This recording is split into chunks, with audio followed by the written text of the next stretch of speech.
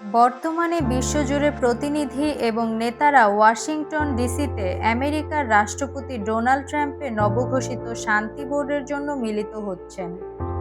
বোর্ডে স্থায়ীভাবে যোগদানের জন্য সদস্যদের সদস্যপদ $1 বিলিয়ন সদস্যপদ ফি সহ আসে।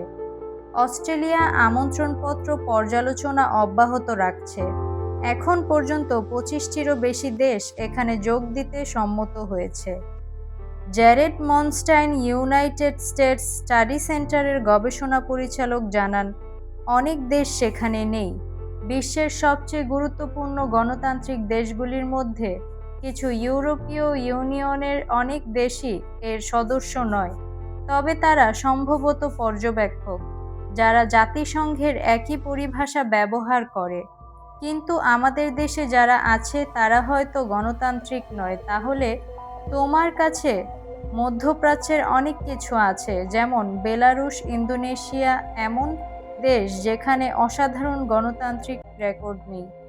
আমি মনে করি এই মুহূর্তে মূল লক্ষ্য আপাতত গাজার উপর।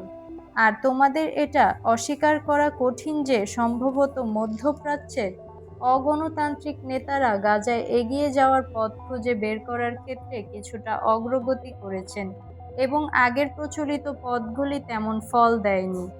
এই মুহূর্তে এই শান্তি বোর্ডের জন্ম হয়েছে গাজায় এগিয়ে যাওয়ার পথ খুঁজে বের করার প্রয়োজনে, কিন্তু সেই খতিয়ান নিয়ে অনেক প্রশ্ন আছে।